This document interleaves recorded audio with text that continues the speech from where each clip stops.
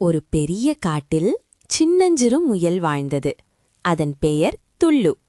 அது மிகவும் பயந்த துள்ளும் முயல். ஒரு நாள் காலை வேளையில் துள்ளு தன் குடிசையிலிருந்து வெளியே வந்தது. அது கேரட்டுகளை தேடி மீண்டும் மீண்டும் துள்ளியது. ஆனால் அந்த காட்டில் ஒரு விலங்கு இருந்தது. அது சிறுத்தை. சிறுத்தை மிகவும் வேகமான பயங்கரமான விலங்கு. சிறுத்தைக்கு மிகவும் பசி. அது முயலை தேடி காட்டில் சுற்றி வந்தது. துள்ளு துள்ளுவதை சிறுத்தை தூரத்தில் பார்த்தது. அதன் கண்கள் சிலிர்ப்பு கொண்டன.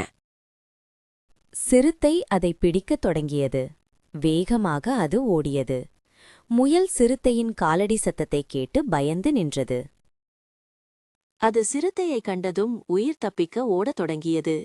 துள்ளு வேகமாய் ஓடியதும் அது காற்றின் உதவிக்க ஓடத் தொடங்கியது. துள்ளு வேகமாய் ஓடியதும் அது காற்றின் உதவியை நினைத்தது. காற்றுக்கு ஒரு ரகசியம் தெரியும். அது நல்ல உதவி செய்யும். துள்ளு மூச்சு வாங்கியபடி காற்று காற்று எனக்கு உதவி செய்யுங்கள் என்று கத்தியது.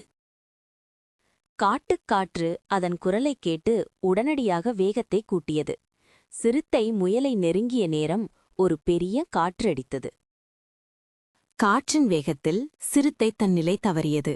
அது தடுக்கி கீழே விழுந்தது. துள்ளு அந்த சம்பவத்தை பார்த்து நின்றது. அது ஆச்சரியத்தில் ஆழ்ந்தது. சிறுத்தை எழுந்து நின்றது. ஆனால் அது குழப்பத்தில் இருந்தது. அந்த நேரத்தில் காற்று ஒரு மெல்லிய சத்தத்தில் பேசியது. துள்ளு, ஓடிப்போய்விடு. துள்ளு காற்றின் குரலைக் கேட்டதும் நன்றியுடன் வேகமாய் ஓடியது.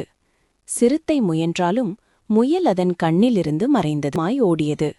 சிறுத்தை முயன்றாலும் முயல் அதன் கண்ணிலிருந்து மறைந்தது. துள்ளு குடிசையை அடைந்து உள்ளே நுழைந்தது. உள்ளே துள்ளு மூச்சு விட்டு நின்றது.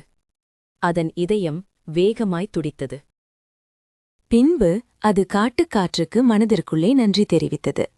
அதன் நாட்களில் துள்ளு சிறுத்தையை கண்டால் பயந்தது. ஆனால் அது துணிந்தது. அது இப்போது தெரிந்தது. காற்று எப்போதும் உதவி செய்யும். துள்ளு தன் கேரட்டுகளை மீண்டும் தேடத் தொடங்கியது. அது மீண்டும் ஒரு சத்தத்தை கேட்டு நின்றது. அது சிறுத்தையல்ல. அது காற்றின் பாடல். காற்று தன் நண்பனை காத்தது. அது காற்றின் பாடல். காற்று தன் நண்பனை காத்தது.